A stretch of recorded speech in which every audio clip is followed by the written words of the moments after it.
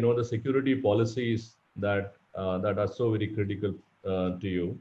And networks are fairly responsible for ensuring those policies get implemented. And therefore, the networks have to be agile. They have to be software driven. So, have you been looking at some of these areas in banking and finance sector? How would the networks help you to kind of look at and meet your objectives? So, over to you, Bhavita, on this. Yeah, thank you, Hemant, for the question, and good morning to all. The thing is, like in our banks, especially in banking sector in India, so this regulators has come up with a very good cybersecurity framework in 2016.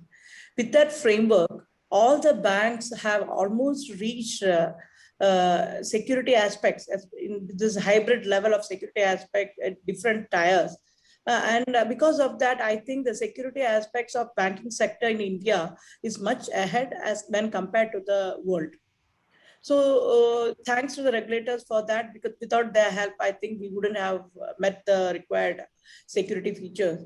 And coming back to the technology side, without this, I think during this unforeseen COVID situation, we wouldn't have given this like hassle-free service to customers.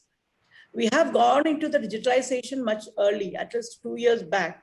We have almost have a full-fledged digital services in place with which common people were able to transact even during this time.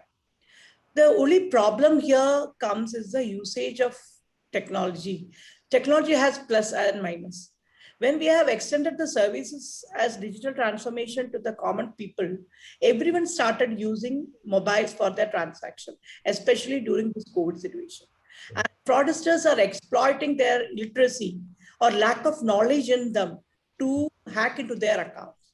So the biggest problem is people are using technology without knowing what and all features are available in that and how that can be misused by someone else. Right. So it is a part, like now we have to extend our hands not only in the digitization field, but we have to extend more into the awareness creation to the general public. So that now the problem is like earlier net banking or mobile banking kind of features is being used by around moderate to upper class people only. Now, when we go to the lower line, more than 95% of the people are using in Google Pay or any other kind of such application for their day-to-day activity.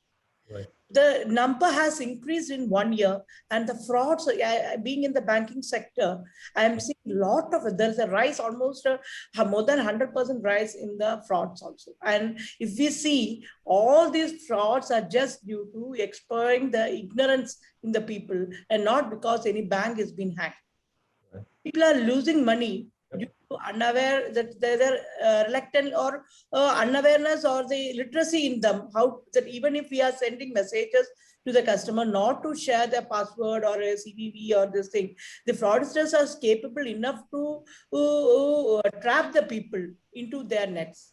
Right. So have to, through medias, I would request that we have to do something with which people should be made aware of this knowledge that this kind of things are happening in this world.